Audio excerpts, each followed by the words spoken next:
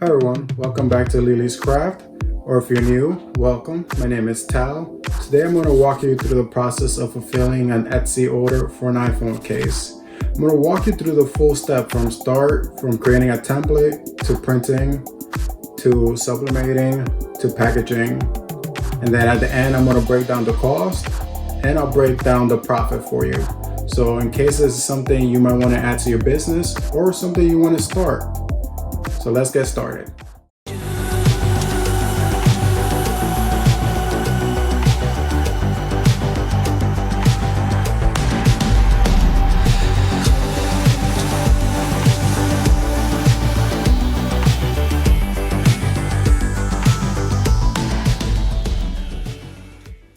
I pulled up the order. So this person is ordering a Pittsburgh Penguins phone case for an iPhone 11. So right here, I have the phone case, and inside we have the aluminum plate. So this is actually where you sublimate. And the next thing you want to do is create a template. I'm going to place the actual plate on the Epson scanner, and I'm going to be placing just a regular, doesn't have to be black, but I'm going to be using a black piece of paper to put on top. This is just so it could outline the image. Now that I have placed the aluminum plate on the scanner, I'm going to open up the Epson scanning software, the Epson Scan Smart, and I'm going to hit scan. Scan single-sided. Okay, so now it's starting the scanning process. Okay, so we see it here. I'm going to rotate the image. I don't need this first page. I'm just going to delete that. Okay, I'm going to hit next. And I want to make sure I save it. iPhone 11 template, save into the desktop template folder. Save. Okay, now that I have the aluminum plate scanned, I'm going to go to Photoshop. I'm going to create a new document. I want to make sure that the width is 11 and the height is 8.5 because I scanned it as a letter size, so those are the dimensions, and orientation landscape. Hit create. I'm going to drag in our image. Okay, so now that I have the scan loaded, I want to change the background color so I could get rid of the black border. So I'm just going to go to fill, change this to gray, and I'm going to change, okay, I'm going to change this to white. So now that's gone. So what I want to do next, I want to create a border around our template. So when we print it out, there'll be no white around the aluminum panel. So I'm going to go to box, rectangle.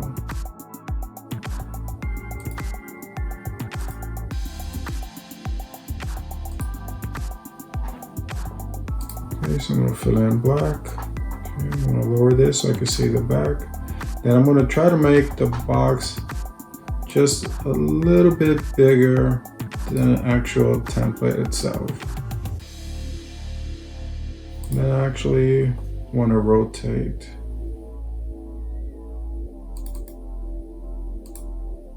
Just want to make sure it's centered inside the box we created.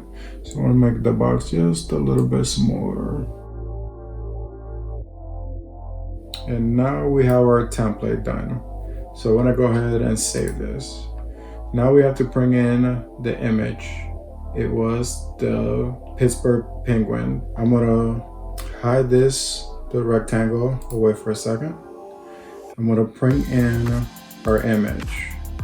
Move this down. So I'm just gonna drag it in. I want to resize it to make sure it fits within our aluminum template.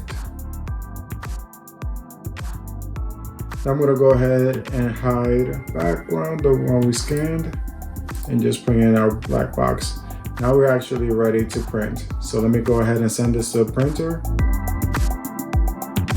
Okay, now that I have the image printed, so what we're going to do is we're going to take aluminum plate. There's a little film that protects it, so we got to make sure we remove that. Okay, we got that off. I want to turn on my Cricut press. I'm going to set the temperature to 360 degrees, so we'll go preheating. And I'm going to set the timer for 60 seconds. Okay, now that it's preheating, I'm laying down my image. I'll make sure it lines up in between the box. Okay, looks good. So I'm going to use a little heat tape, make sure it doesn't move around. Okay, we got that ready. So I'm gonna put this mat down. Okay, so this is ready. So I'm just gonna take a regular piece of white printing paper just to cover it. Take my Cricut press. Now I wanna make sure I put pressure on both sides just so it could be even. I'm not adding weight to it, it's just kind of balancing it out. I'm gonna start my timer and give it 60 seconds.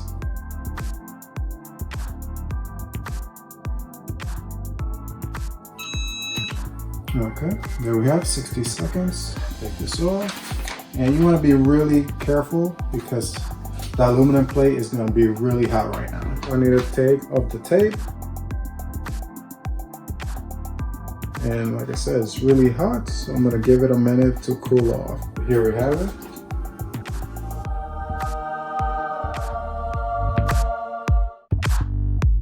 So we're going to take our case. We're going to peel this white cover off.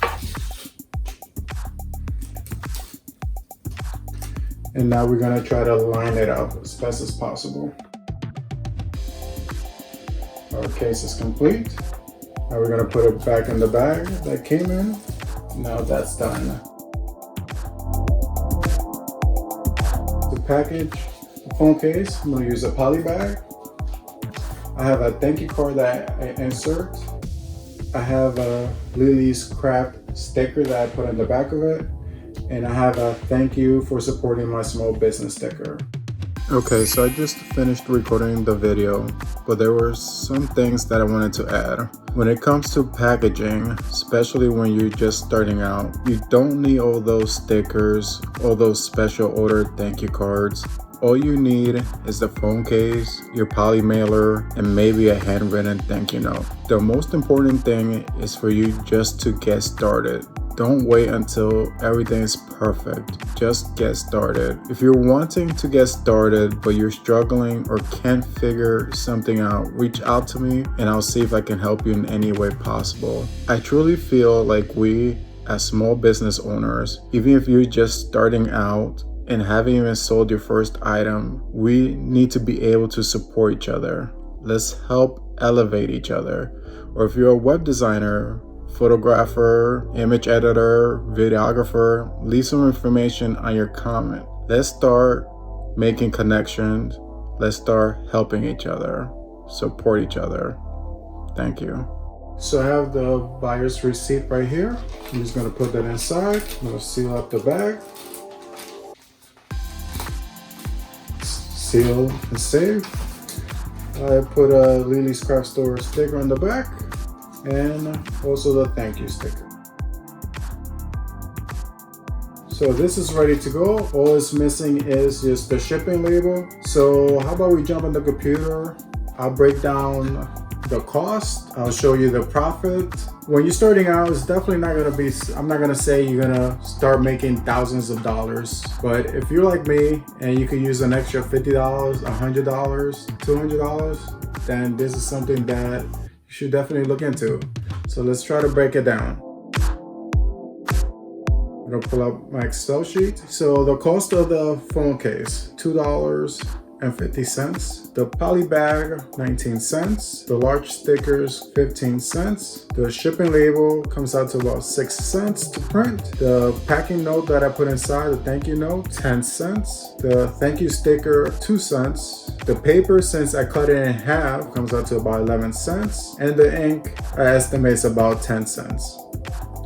So that gives me a grand total of cost to make this one phone case, $323. So here's the Etsy calculator. If you go back to the order page, you see that it sold for $14.99. Now I don't charge for shipping. So item sale price, $14.99. Shipping charge is $0. Item cost, that's where we put in what we just calculated, the $323.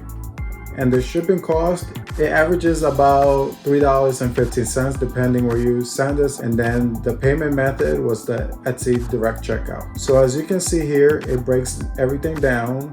What we're looking for is this number right here. So our gross profit after cost of good comes out to $6.96.